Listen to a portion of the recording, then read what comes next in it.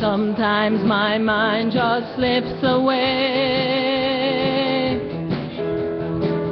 tied up in the tangles of the day-to-day.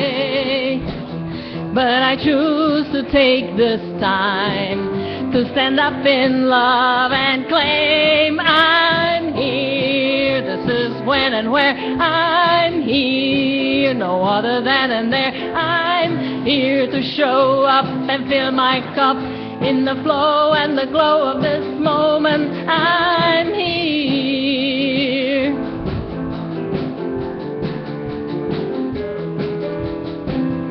We all have other things to do, a million choices between me and you.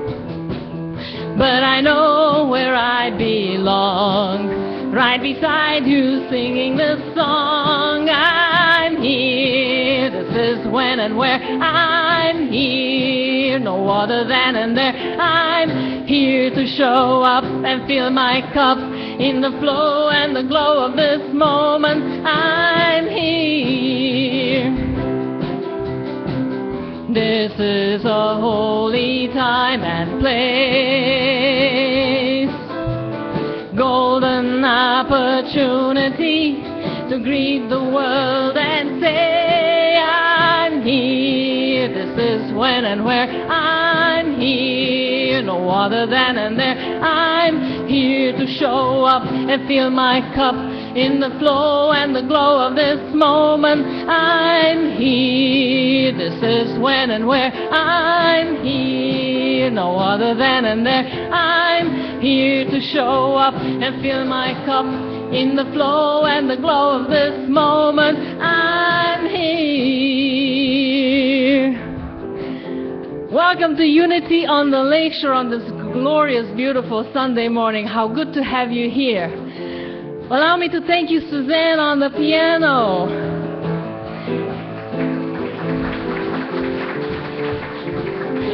And Jack on drums. Patty back there on AV, good to have you. Thank you. Walter and Mary for welcoming us. Martin later will lead us into meditation. I thank you for that too, and I thank Carrie and TJ for providing the food, even though today they are not here with us. It is a good day to be together. It is a good day for us to celebrate. It is really any day a good day to do that. So let's just sing.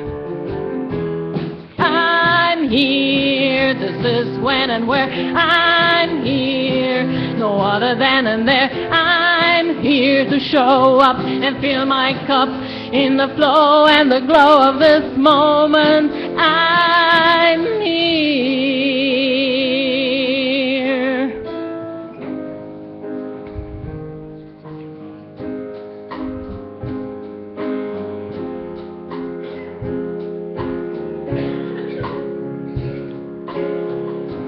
One power, one power, one power.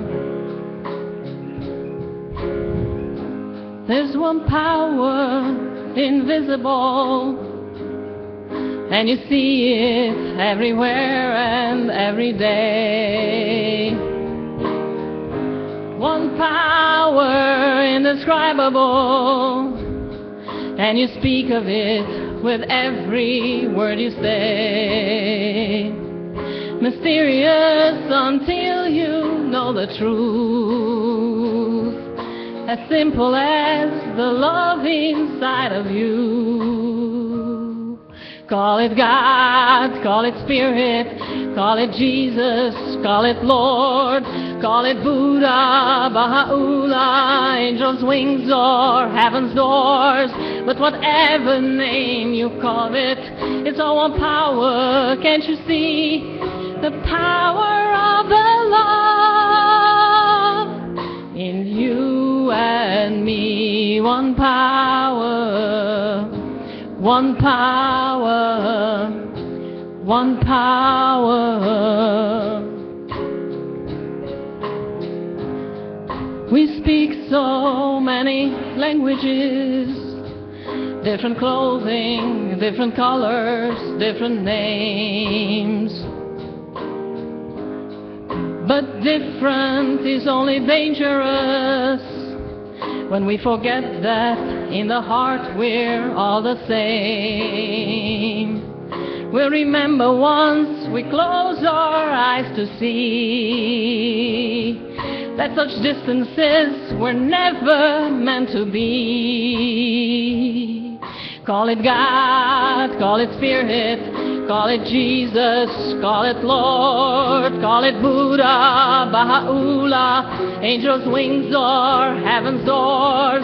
But whatever name you give it, it's all one power. Can't you see the power of the love in you and me? One power, one power, one power.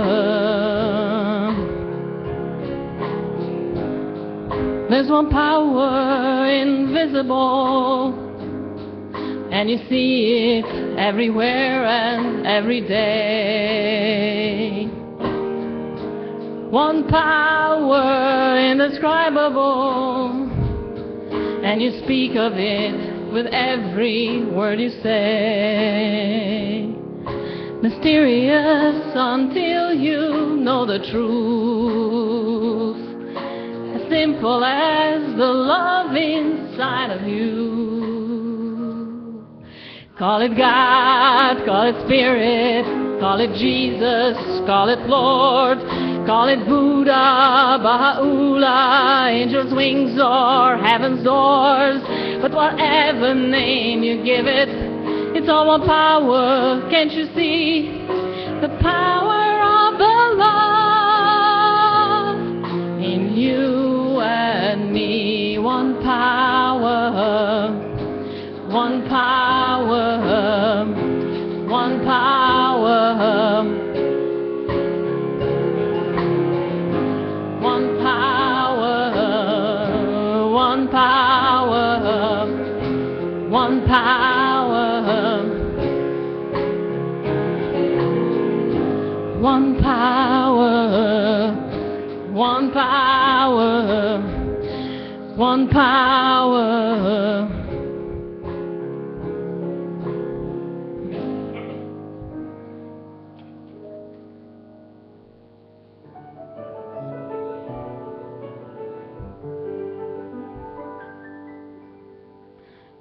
Lead me to the light.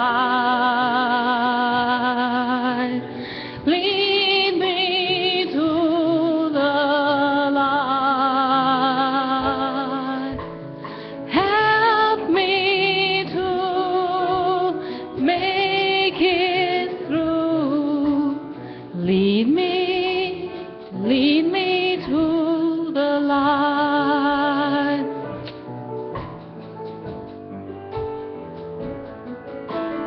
Make my eyes to see all that I could be. Help me to see it through. Lead me to the light.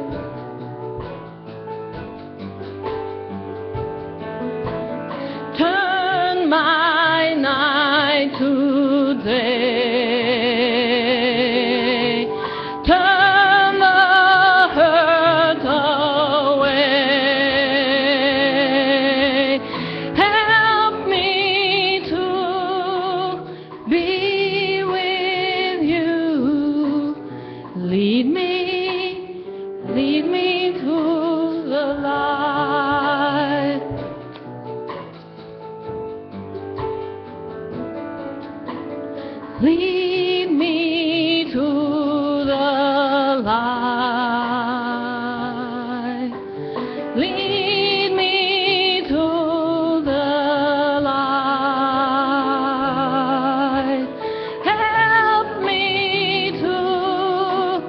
make it through. Lead me to the light.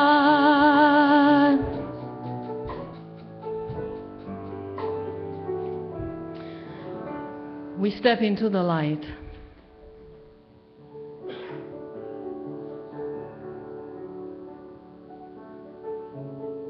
We have a presence that is changed. We have a knowing that is deeper. There is an opening that we notice,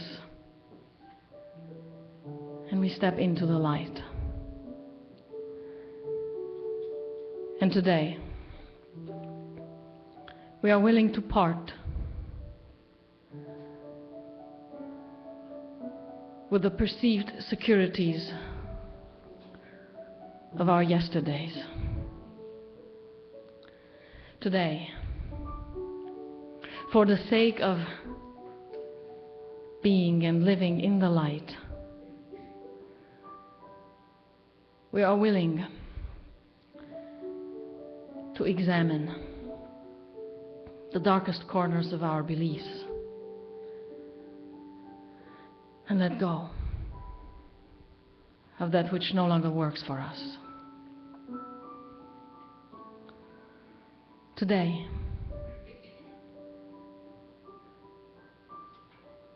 we commit to the light. We celebrate a new beginning, a fresh start of love, of forgiveness and beingness.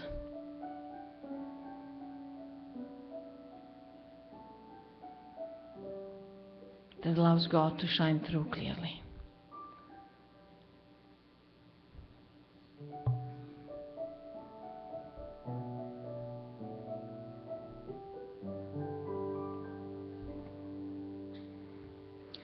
Lead me to the light. Lead me to the light. Help me to make it through. Lead me to the light.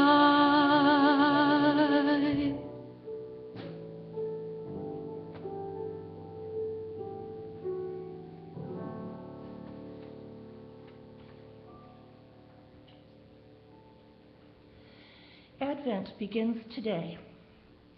We start a 4-week journey into Christmas. Today we will light our first Advent candle.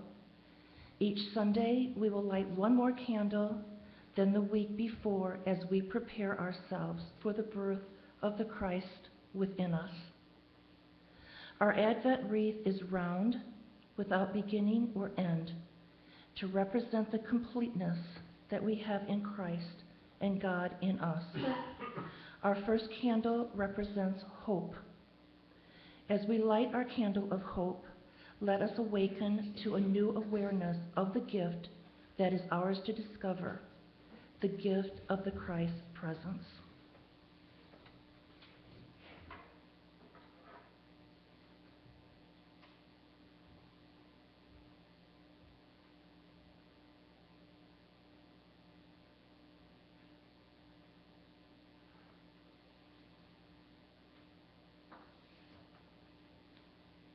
Let us pray. Father, Mother, God, divine everything, we welcome hope. We welcome an increased awareness of our true selves as unique manifestation of God. We dedicate this time of Advent to sharing our true selves with all who come into our lives. May we discover your joy and peace. Amen.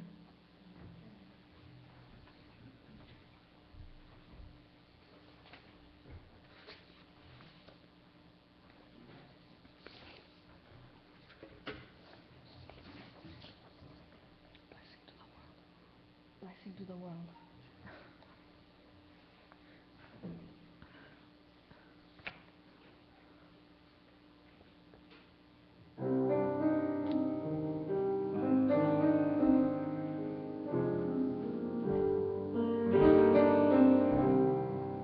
You are the heart, you are the hands, you are the voice of spirit on earth, and who you are and all you do is a blessing to the world. I am the heart, I am the hands, I am the voice of spirit on earth, and all I am and all I do is a blessing to the world. We are the heart, we are the hands, we are the voice of spirit within, and all we are and all we do is a blessing to the world. You are the heart, you are the hands, you are the voice of spirit on earth, and all you are and all you do is a blessing to the world. I am the heart, I am the hands, I am the voice of spirit on earth, and all I am and all I do is a blessing to the world. And the world.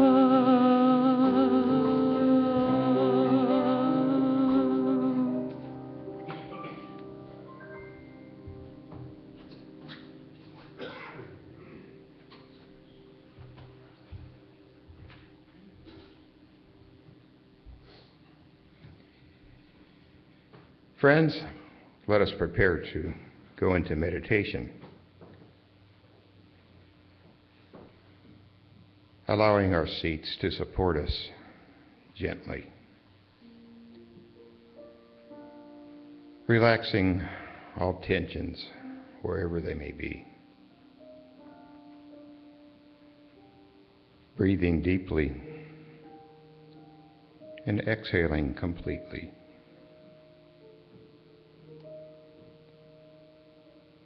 We begin to turn our focus within to our center.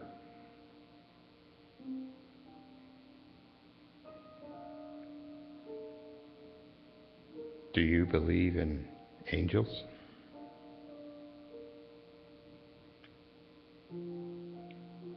Many of us believe in guardian angels.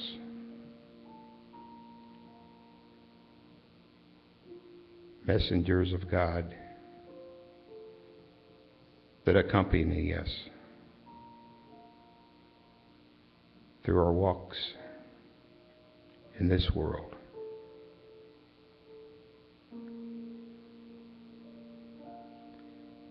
Sometimes we experience events as if we were looking upon them.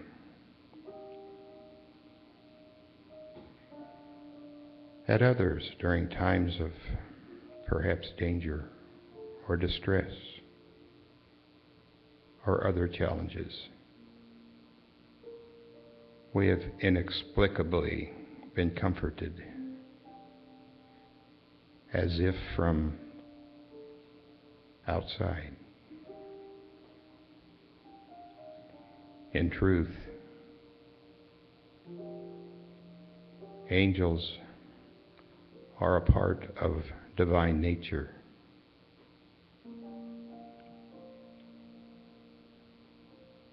The same divine nature that enlivens us and guides us.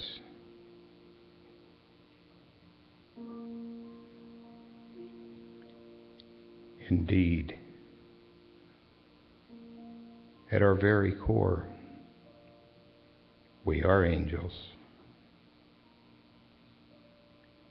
And all the good manifestations of divine mind. This is our true nature. This is our home.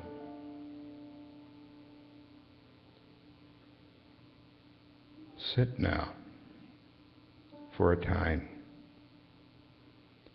in the silence.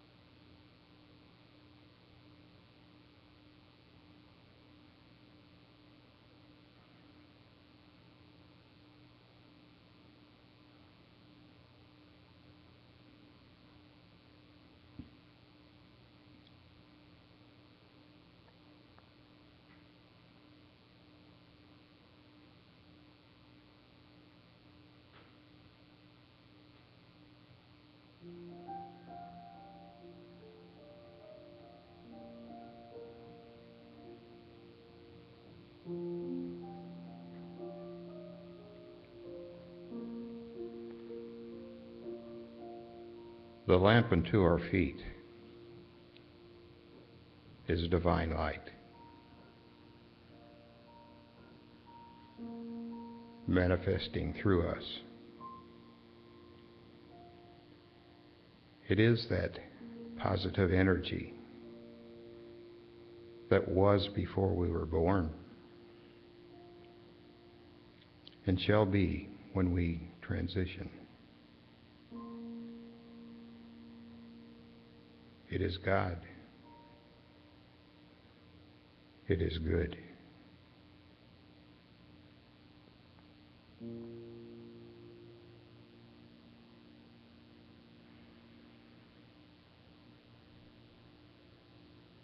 And now let us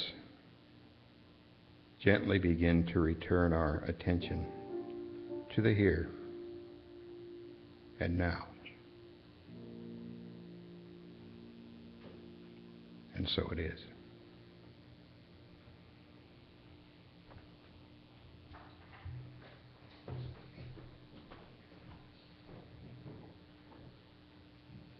Well, I found this great piano solo. I was kind of looking up Peter and trying to figure out what Peter's all about. So I found this solo that I could not get enough of it. It's written by this composer, Mercuzio, and this person writes a lot of pieces for video games and movies, and I don't know if it's a man or a woman. They're from Italy, and I just had to play this today. So it's called In Your Belief.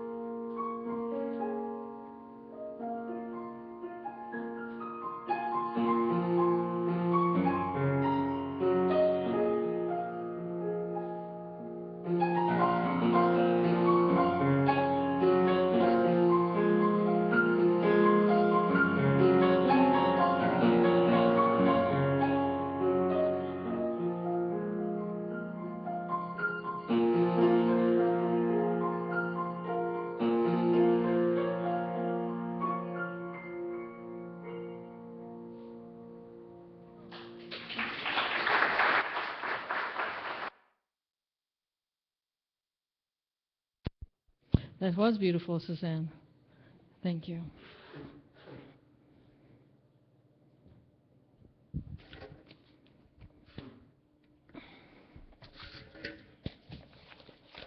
Well, to me it seems like today is as good as any to give you a little bit of a religious historical background of Transylvania, land of my birth. And I'm going to speak of the Hungarians. Transylvania always used to belong to Hungary, and it was ruled by Hungarians and populated mostly by them. And then after the World War, it was attached to Romania, which is still today, and so it's part of Romania, but its main population had always been Hungarians, and that's what I am too, Hungarian. So, Hungarians.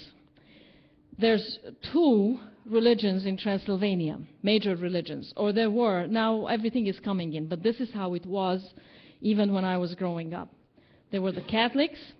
Hungarians were either Catholics or Reformed, Protestants. And Protestant meaning Calvinists. And so I'm going to tell you a little story about Uncle Stephen. He was a baron, which is an aristocrat. So there's I don't know if you're familiar with the titles of aristocrats. Of course, there's the princes, then the earls, prince, princess, then the earls and duchess, and then the barons and baroness, and then the nobleman, and so on and so forth. So Uncle Stephen, he was a baron, and he was Reformed. So he belonged to the Reformed religion. He was baptized in it, and that's the church that he attended. And if you would have known him, it would have surprised you that religion or anything God-related meant anything to him, but apparently it did, at least on some level. So he ended up marrying Elizabeth, and she was a duchess. So that means that she married below her rank, right? Because the duchess, who is above a baron, marries a baron. So now she's slipping, right? And she was Catholic, right? So many divides. But they decided, heck with it, we're going to do it, we're going to get married. But now they had to make a decision. First of all, which church are we going to have our wedding in? Is it the Catholic Church or the Reformed Church? Well, Elizabeth said, clearly it's got to be Catholic, because the Catholics don't even recognize the Calvinists, the Reformed ones. It's got to be Catholic. So Uncle Stephen said, no, it's got to be Reformed. We have to do it in the Reformed Church. So there was a little conflict. Then, kids. How are we going to baptize them? Well, Elizabeth said, clearly, they've got to be baptized in the Catholic Church. And he said, I don't think so. They need to be baptized in the Reformed Church. So, but remember, he is the one who is marrying above his rank, right? So he's thinking about it, and he says, you know what? I guess you can have your way. After all, you, the Duchess, are willing to marry below your rank, a baron. You can have your way. So Elizabeth's happy. And the whole entire Elizabeth part of the family is happy. So they're getting ready for this big, big, big wedding. And, you know, when we're talking big, we're talking huge. This is the aristocrats. And they are related to all the aristocrats in Europe. So the crème de la crème from Europe is coming to attend this wedding. And it's all set up, and it's all ready, and it is time to get married. And Uncle Stephen goes to Elizabeth, and by the way, we're getting married in the Reformed Church. And she says, what? No, you agreed. There will be no wedding if you are not going to get married to me in the Reformed Church. And so in comes shame. All these people are here, and now we're going to call off the wedding? Well, Elizabeth couldn't bear that. So she is angry. She is just livid. But she agrees because of that warm wash of shame, right? She doesn't want to admit to people that she lost the battle, there will be no wedding, and so on and so forth. So instead, she goes and gets married in the Reformed Church, and she is livid. And now that they are married in the Reformed Church, in the eyes of the Catholic Church, they're not even married. They can't baptize their children in the Catholic Church, so they have to baptize the children in the Reformed Church, right? So Elizabeth ended up having an abortion at least twice a year, so Uncle Stephen wouldn't get his way. And they lived to the ripe old age of, she died a little bit sooner than he did, but they had no children. Never. Not a child. And all that because of some divide that they made so big in their lives, so huge, that in their minds there was no way of stepping beyond this divide. Got it? There is that sense of certainty and superiority that our tribal belongingness, and tribal could be religious, could be cultural, could be national, that our tribal belongingness lends to us. It's a certain sense of security, and we believe that that gives us an edge on survival. And if that is your belief, and if your most important value in life is survival, then you will do everything. You will make every choice in your life to support that belief. Does that make any sense?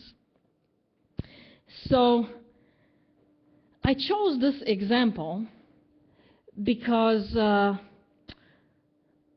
it is powerful, because it's stupid, because it's ridiculous in so many ways, and because it is 100% true. And it is 100% you and 100% me. And maybe you and I didn't have an abortion twice a year or sometimes more times a year to support our belief system. But by golly, have we ever got involved in arguments that led nowhere but destruction and maintained them because we were right? Because there was no way we would allow ourselves to be willing to see the other side, to be really engaging in a conversation that has the possibility of life in it. So today we're going to talk about Peter.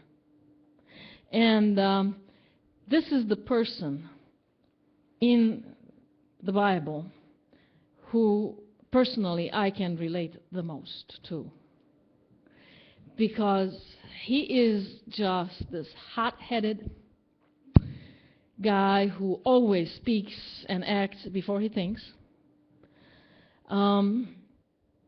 who displays this struggle in his life of stepping into the light. Remember last week we talked about Judas, and we said that he was the guy who was not able to part with the darkness, with the religious belief of yesterday, with the perceived powers, political powers of yesterday.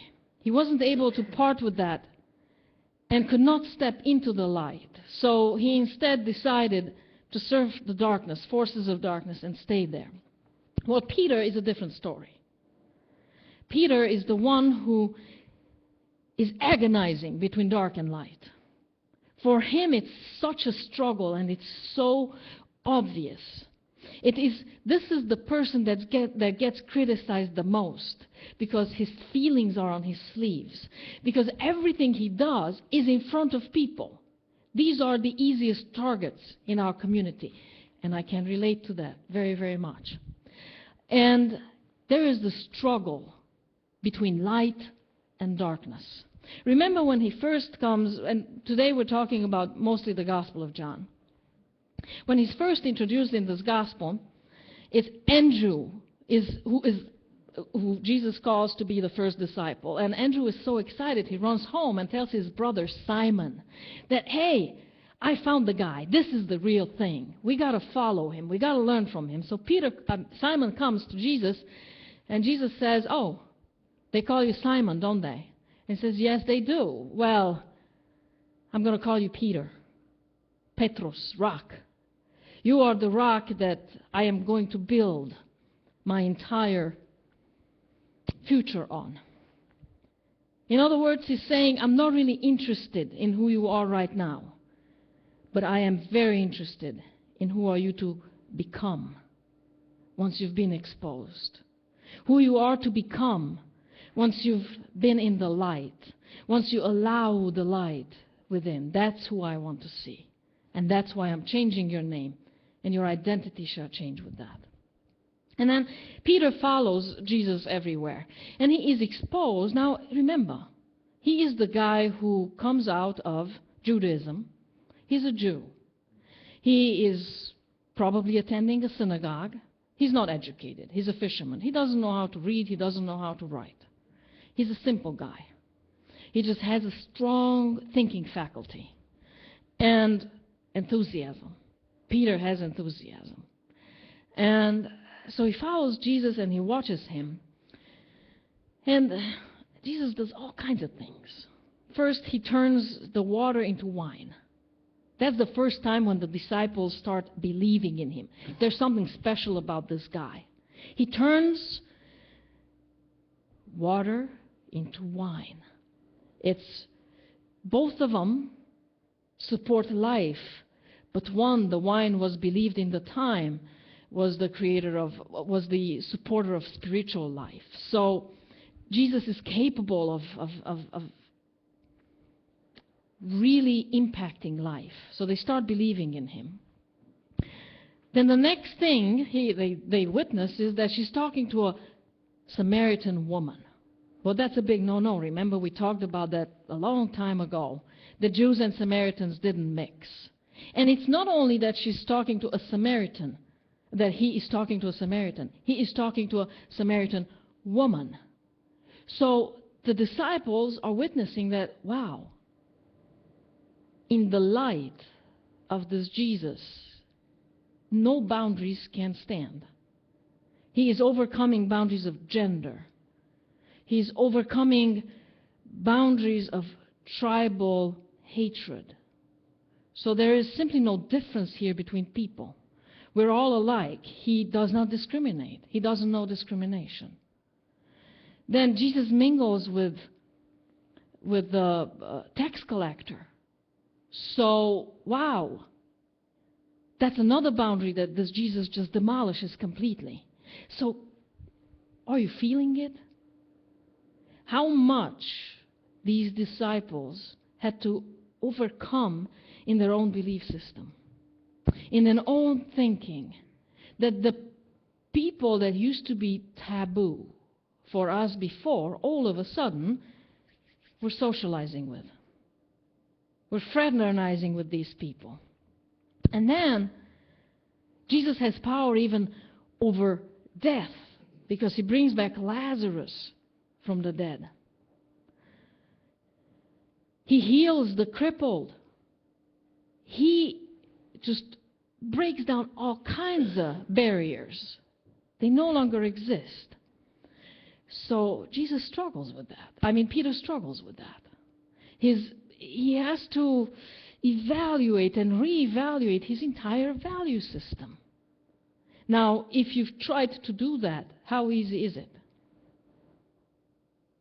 How easy is it to bake the turkey differently than your mother did? You know what I'm saying? To set the table differently than your mother did. How easy is it to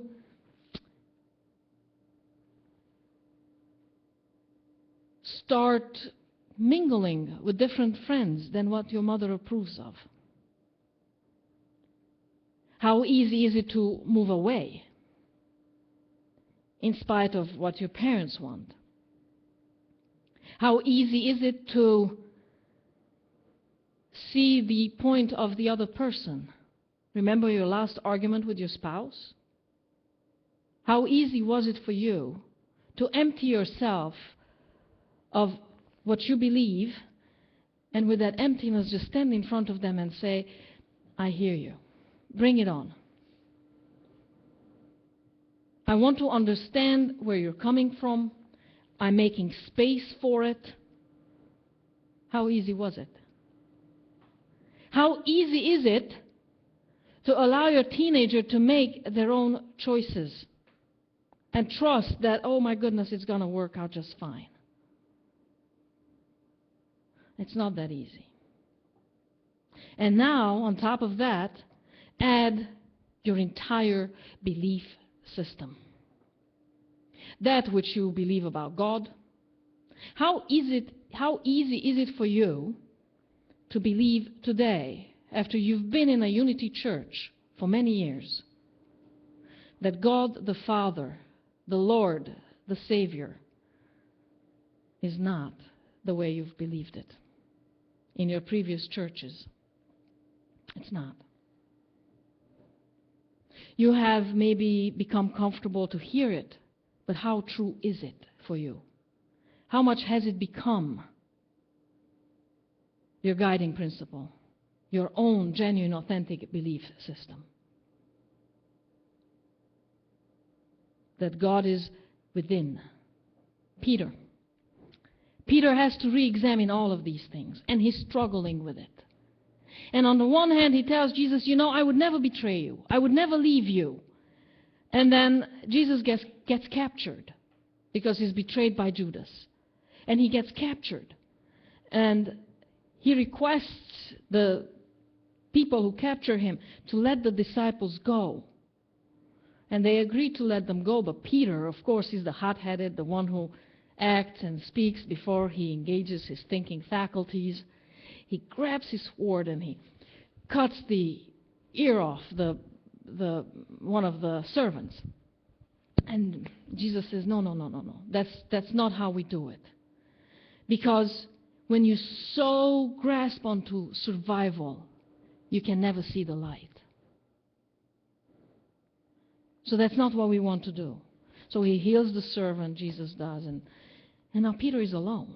So he's trying to figure out, what should I do? Jesus is taken to the high priest's court, and people are not allowed in there. Not everybody is allowed in there. And Peter finds a disciple who is not named in the Bible, who knew the high priest and who had access to this court, and puts in a word for Peter. And so Peter at least is close. It's in the same court. It's in the same area that Jesus is in. And he is the guy who promised, I'd do anything for you. I'm your faithful servant, you know. I'd follow you. I'd never leave you. And then a woman looks at him and says, aren't you the one? You were with Jesus. You were this guy, no? You were one of them. And Peter says, no, I'm not. Survivor trumps loyalty. No, I'm not. And then they are sitting by a fire. Peter's cold, everybody's cold.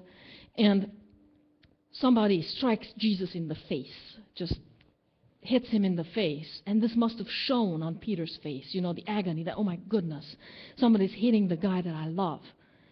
So it shows in his face, and somebody looks at him, are you with him?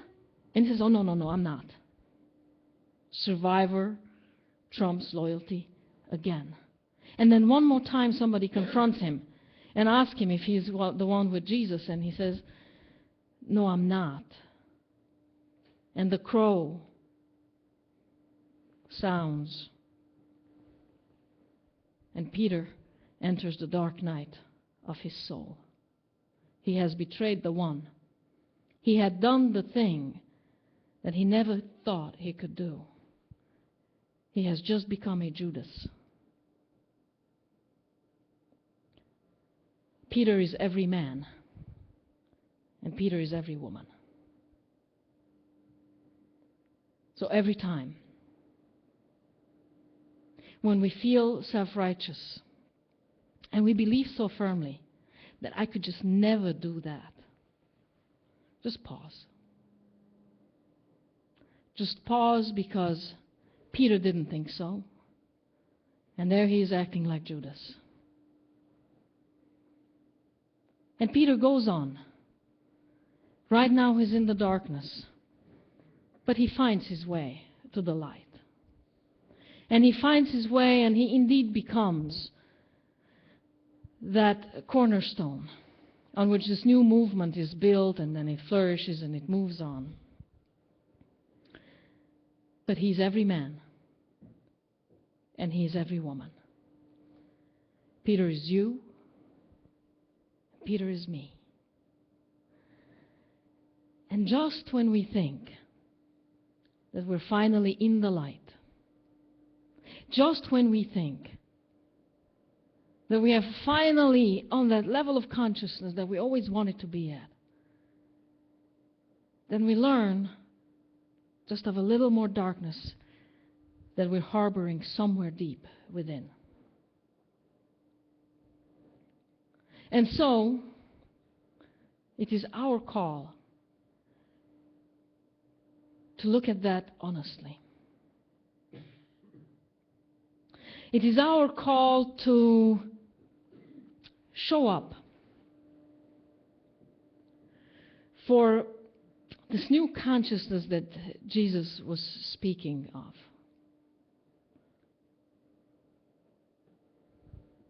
To test this God that lives through our life, whose beingness shows up in our beingness, whose loving is active through our loving. Peter is the one who, after much struggle, understands the oneness, understands the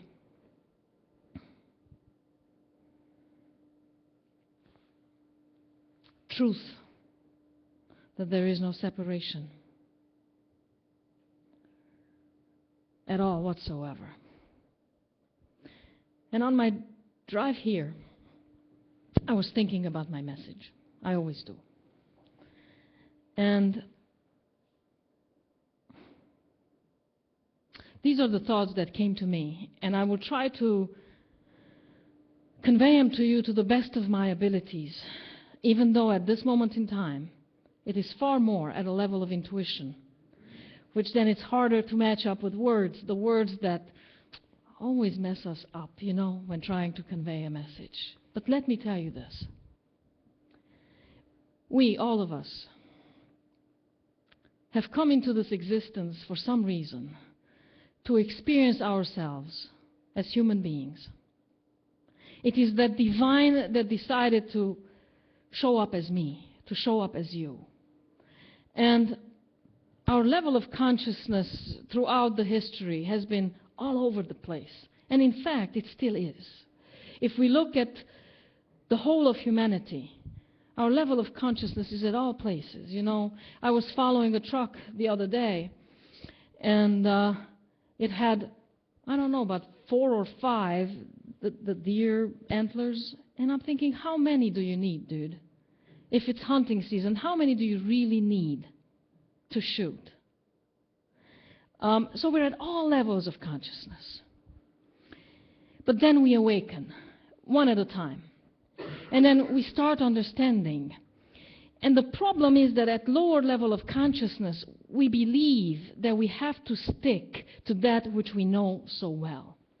And at higher levels of consciousness, then we start to transcend that which we know so well, and our world expands. And some people say that the problems are so huge in this world, and we are so small, there's nothing we can do. And I say the problems are so huge, and we're so small, that we must try everything that we can do to change, to elevate consciousness. We must not give into the lowest common denomination, but raise consciousness constantly. And then we understand that it is okay for us to explore. It is okay for us to celebrate lives in all their forms. And so for me today, it's true. I have seen a light in which I understood for myself, this is my truth, that life is life and it's beautiful. And I don't care how it shows up. I don't care if it shows up in an animal, if it shows up in a human being. Life is beautiful, and my life is about celebrating that. It's not about extinguishing that. It used to be, but not anymore. And that's what happens as we transcend consciousness. We understand more about life, and we understand more about this freedom that God is everything. And until we get that, we just limit our life experience. And when we get it, we start expanding. And that's what happened to Peter. Peter, every man and every woman. We live in a time that is so exciting and so threatening. It's both. It's threatening to who we were yesterday, to the smallness of us, to the beliefs that were limiting us. And it's so exciting to who we are becoming. Peter was becoming and then became. And so are we. There is great excitement and great threat. And which one shall we embrace? As for me, maybe because I can so relate to Peter anyhow, because I'm just as hot-headed, and just as often as he did, I speak before I think. I act before I think. My commitment is to embrace the light.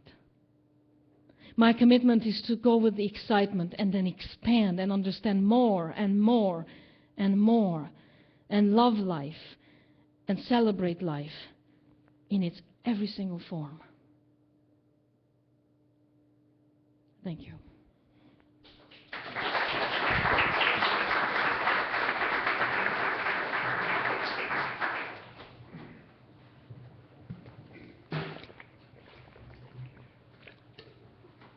So that reminded me when I was growing up, my sister and I always shared a bedroom.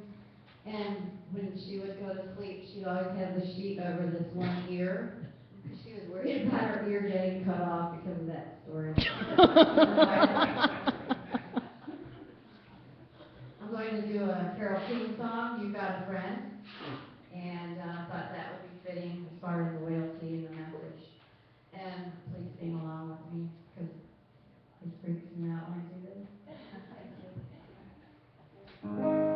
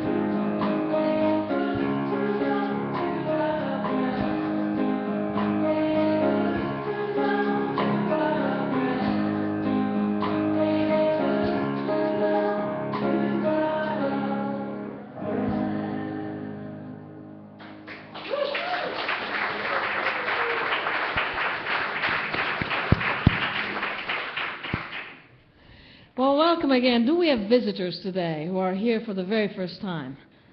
Then it's just good to be with you all today. And I have some announcements that I would like to bring to your attention. Please always consult your bulletin. It's full of good information.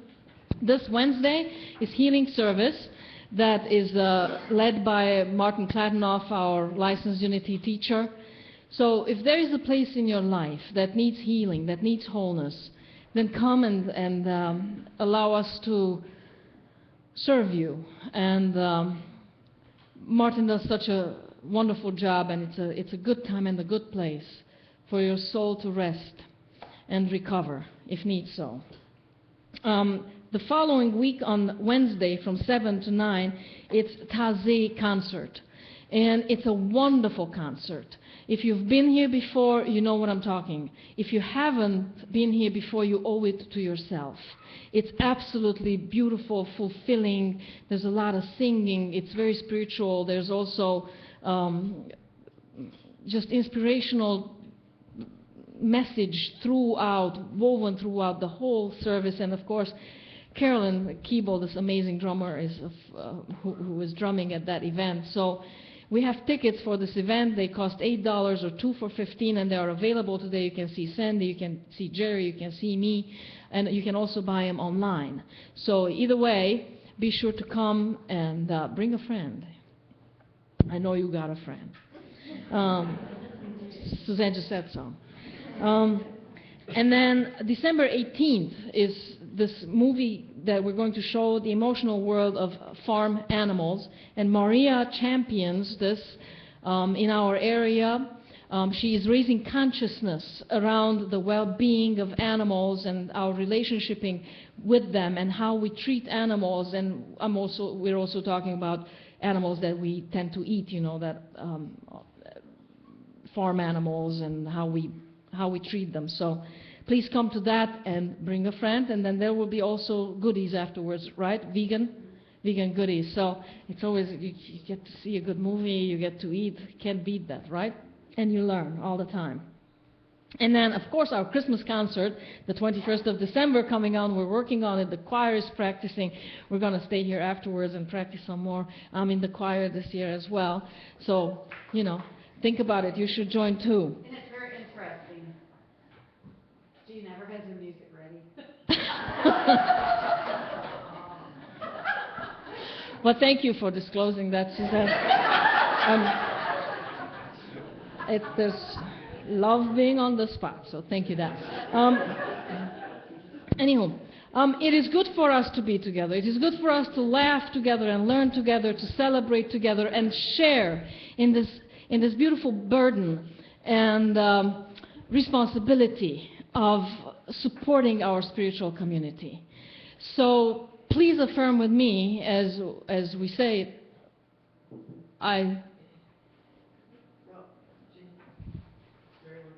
Oh, Marilyn's got an announcement. That's right. Sorry, I forgot about that. It's not on there?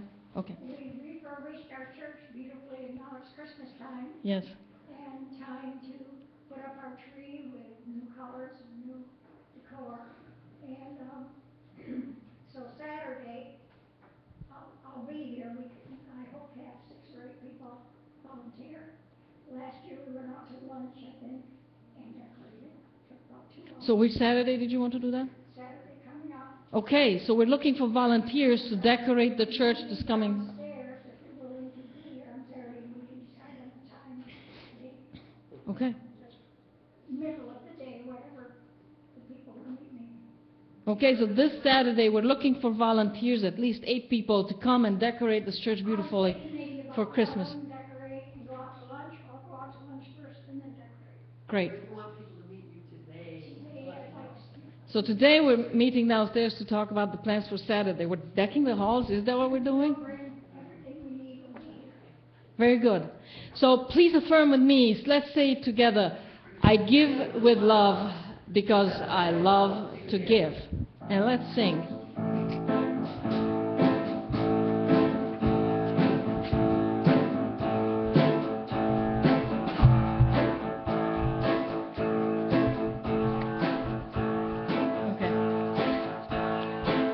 God is my source, God is my power, God God gives me everything I need.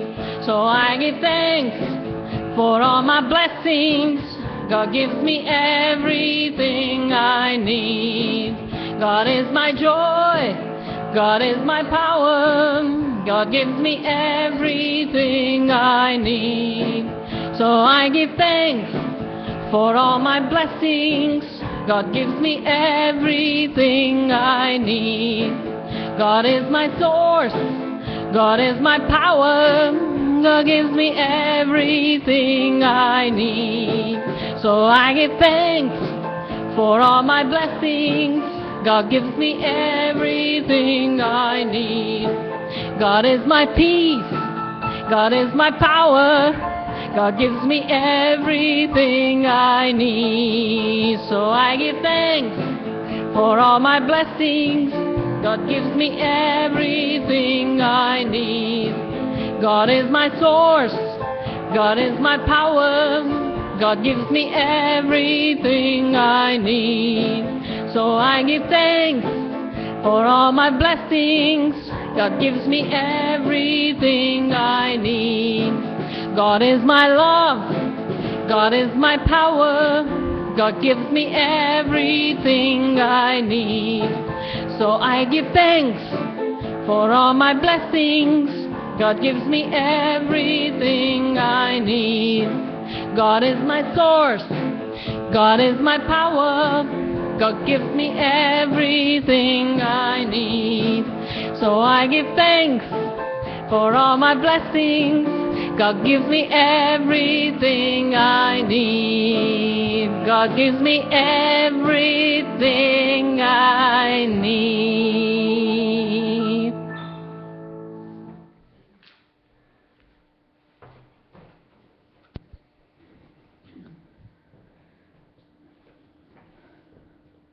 And here we are standing blessed and fulfilled, grateful and affirming a life of wholeness, a life of light, a life of love and abundance for all. And together we say, thank you, thank you, thank you. Let us all stand, say the prayer for protection. If the first row could turn back, and let's hold hands, and then we shall sing the peace song. The light of God surrounds us, the love of God enfolds us.